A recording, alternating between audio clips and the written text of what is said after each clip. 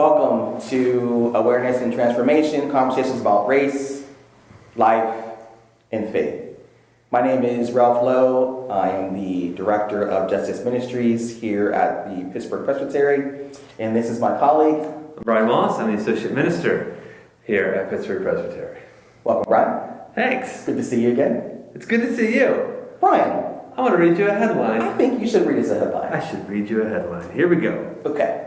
Ohio lawmaker asks if colored population is hit hard by coronavirus because they don't wash their hands as well.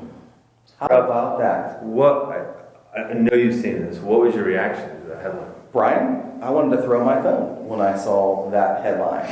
I did. But you and I talked. Yeah. And I think this is a great opportunity for us to actually dive into the unconscious bias that white individuals may have, right? Presuming, because we don't know the gentleman. We don't. And we haven't reached out to him for comment or anything like that. Yes. So let's make that perfectly clear. So we're making the assumption this man is not a raging racist or anything like that, because there is some conscious bias out there. So in that, Brian, I think it would be beneficial for our audience to hear just a conversation that revolves around this unconscious bias that they may have, that they do have. I should be clear, that they do have. And, you know, my first reaction, of course, was to throw my phone. I can't believe that this man, this ER doctor, would say this. But then when you and I spoke, and I thought a little more about it, it definitely speaks to this sense of not understanding, right? What are your thoughts? So, like, my first reaction was, dude, you can't say that type of stuff, right? I also was mindful to kind of read the quote in its greater context. Sure. Because actually, in the quote, what he says right before it is spot on. He actually says, I know that deaths in the African American community are higher because of underlying health conditions. So he clearly, right, so he understands that. But then he just kind of goes through this laundry list, right? And part of what I was thinking was, like, asking the question actually wasn't the problem. It was the way he asked the question. Because the question, why are we noticing a higher level of infection among African Americans? That's a fact, right? That's correct. And I think this gets to the issue, though, and there's kind of two sides to this. On the one hand, sometimes I think white people are afraid to ask the question because we don't want to be heard wrong or misheard, right? And you look at what happened to this doctor, like he went viral. I mean, I'm sure his email inbox filled up with "you filthy racist." I mean, that didn't go well. That did not go well. And yet, on the other hand, like, if you don't ask, you can't learn. How are you going to learn? And he's just asking he's asking a fair, fact-based question. He just did so in a way that revealed a lot more than he meant to. Yes. So I think what we can do in our extended version of this video is kind of dive into that next step conversation that he had, right? His intent, I'm sure, was for him not to degrade people of color. Although he did. He did. Let's be clear. His question was out of line. Yes. Absolutely out of line. But I think for our benefit in our extended video, we can just talk about how those conversations are important. Because I think what ends up happening in this cancel culture is we'll have situations like this ER doctor and him sort of get inundated with, racist. You're racist. I can't believe you said that. And then, Brian, what could happen with that, right? That doctor can all of a sudden just clam up and he'll either get defensive or he's never going to ask a question again. And that's not what we're here for.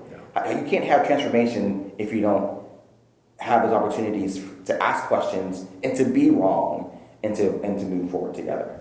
So I think we can do that together in our extended video. Just have a conversation about that. I think what I would say to those who are listening and watching is it's been my experience that when you're asking questions that you know are loaded, there's kind of a multi-step formula. One, admit at the outset that you might say something, right? And there's a lot of ways to say that. One can be like, I might be hitting a touchy subject here. So forgive me if I'm wrong. So you name that one, and my response to that would be, you might get a response of anger and negativity to that. You might. Yes. So just be prepared for that. But it's important to acknowledge that. Yep. Yeah. Okay. So, and I think the second is to check your own assumptions and leave them at the door. Yeah. Right. So one way that I might have phrased this, right? Because I have wondered. What's interesting is I've wondered this exact same question. Why has the incidence of COVID-19 been higher? As like I get the underlying health conditions, right? And there are reasons, and a lot of it has to do with who's getting tested and severity of cases and all this kind of stuff. Right. But I think a great way to say is, look, I know this might be a delicate question to ask, but do we have an idea of why the incidence is higher amongst the African American population? What's your professional opinion? And to me, that's an open. Now, in the back of his head, he might be like, sanitation, it's any kind of thing. But the thing is, so often you're wrong, right? And like we're a little tight on time, but I remember asking one of my African American clients why I kept getting all these payments in cash. Yeah, you mentioned that earlier in one of the videos. Right. Yeah, In absolutely.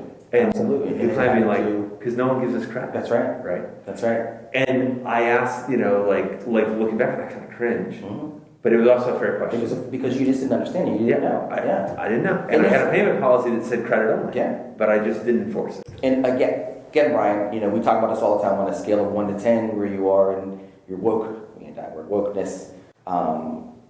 I think you self-describe yourself as a 4, maybe 3, progressing. But those transformative moments in talking to people of color allowed you to move from 1, 2, 3, absolutely. 4. So you had 3 points. I think you were going to. I can't remember The second. Oh no.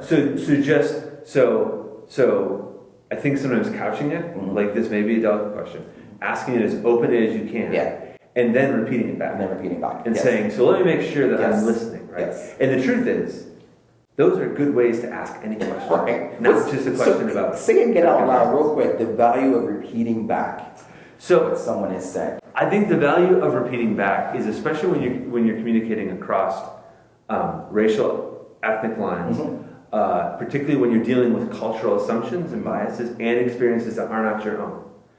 Repeating back does 2 things. One, it checks your own understanding, but it also articulates very clearly that I actually listened to what you said. That is correct, which is very, very important. Yeah. So we'll kind of dive into these and we'll see where we land. Okay. Looks good.